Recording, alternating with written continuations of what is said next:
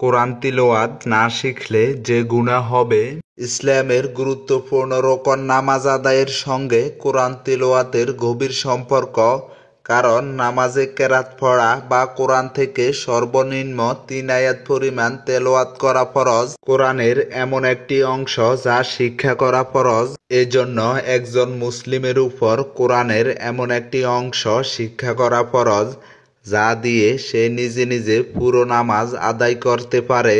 তাই যদি কোনো ব্যক্তি কোরআনের এমন একটি অংশ না শেখে যার মাধ্যমে সে তার নামাজ আদায় করতে পারে, তাহলে নামাজ না পড়া বা পড়তে না পারার কারণে সে নিশ্চিত গুনাহগার হবে, কোরআন তিলাওয়াতের সওয়াব থেকে বঞ্চিত। এর বাহিরে একজন মুসলিমের জন্য জীবনে একবার হলেও সম্পূর্ণ কোরআন তেলাওয়াত করা ফরজে কিফায়া। কোনো ব্যক্তি যদি ইসলামের অন্যান্য সব নিয়মকানুন মেনে পুরো কোরআন তেলাওয়াত না করে মারা যায়, তবে সে কোরআন তেলাওয়াতের সওয়াব থেকে বঞ্চিত হবে। তবে সে এর কারণে গুনাহগার হবে না। কিন্তু গুনাহগার হবে না এমন ভেবে কোরআন তেলাওয়াত শেখার প্রতি গুরুত্ব না দেওয়া একটি গর্হিত কাজ বলে গণ্য হবে।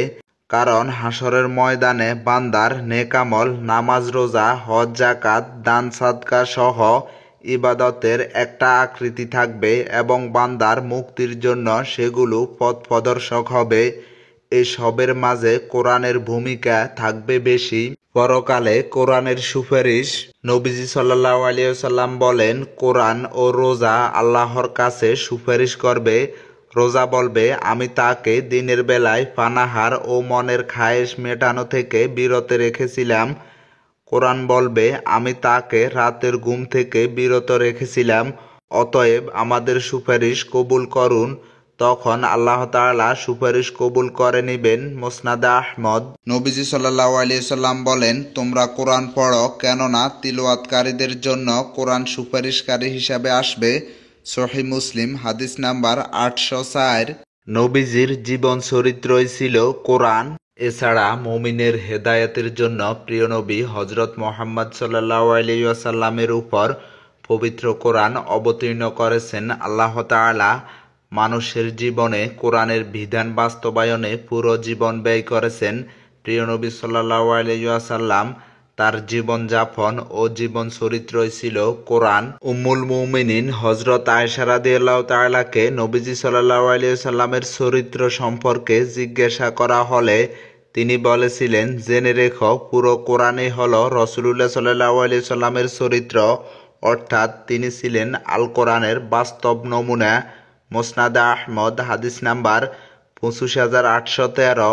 কোরআন চর্চায় উদ্বুদ্ধ নবীজি সাল্লাল্লাহু আলাইহি ওয়াসাল্লাম তার উম্মতদের কোরআন চর্চা ও কোরআন অনুযায়ী জীবনযাপনের নির্দেশনা দিয়েছেন এবং কোরআনের প্রতি আমলে উদ্বুদ্ধ করেছেন। বিভিন্ন হাদিসে রাসূলুল্লাহ সাল্লাল্লাহু আলাইহি ওয়াসাল্লাম ইরশাদ করেছেন, কিছু মানুষ আল্লাহর পরিজন। সাহাবীরা জিজ্ঞেস করেন, হে আল্লাহর রাসূল, তারা কারা? তিনি বলেন, কোরআন তেলাওয়াতকারীরা আল্লাহর পরিজন এবং তারা বিশেষ বান্দা। ইবনে মাজাহ, হাদিস নাম্বার ২১৫। রাসূলুল্লাহ সাল্লাল্লাহু আলাইহি ওয়াসাল্লাম বলেছেন, দুই ব্যক্তি ছাড়া অন্য কারো সঙ্গে ঈর্ষা করা যায় না।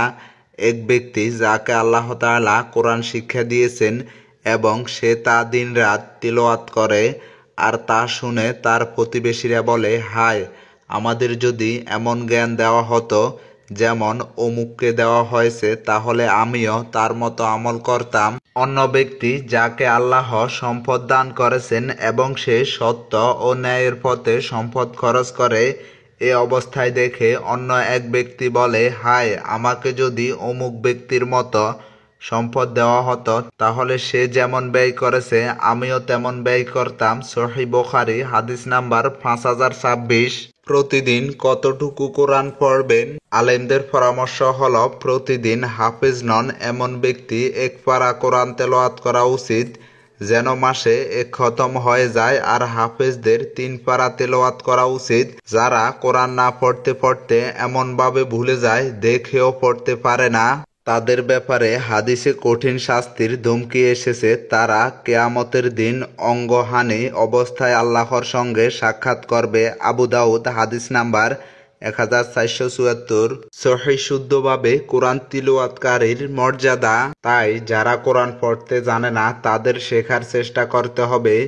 রাসূলুল্লাহ সাল্লাল্লাহু আলাইহি ওয়াসাল্লাম ইরশাদ করেন, তোমাদের মধ্যে সর্বোত্তম ওই ব্যক্তি যে কোরআন শিক্ষা গ্রহণ করে ও কোরআন শিক্ষা দেয়। আবু দাউদ হাদিস নাম্বার 1452।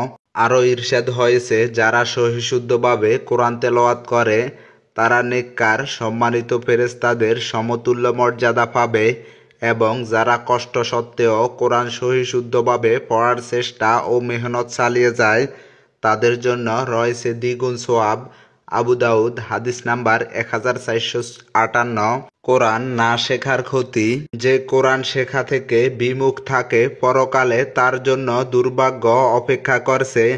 আল্লাহ তাআলা বলেন, আর যে আমার জিকির কোরআন থেকে মুখ ফিরিয়ে নেবে নিশ্চয় তার জীবন যাপন হবে কুৎসিত এবং আমি কিয়ামতের দিন তাকে অন্ধ অবস্থায় উঠাবো।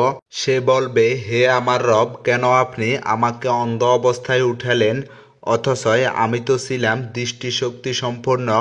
তিনি বলেন, অনুরূপভাবে তোমার নিকট আমার আয়াতসমূহ এসেছিল অতঃপর তুমি তা ভুলে গেছিলে এবং সেভাবে আজ তোমাকে ভুলে যাওয়া হলো। সূরা তহা আয়াত নাম্বার 124, 125, 126। কোরআন শিক্ষা থেকে বিরত থাকার কারণে কোরআন মানুষের বিপক্ষে দলিল হিসেবে উপস্থিত হবে। রাসূলুল্লাহ সাল্লাল্লাহু আলাইহি ওয়াসাল্লাম ইরশাদ করেছেন, কোরআন তোমাদের পক্ষে কিংবা বিপক্ষে দলিল। সহিহ মুসলিম হাদিস নাম্বার 328।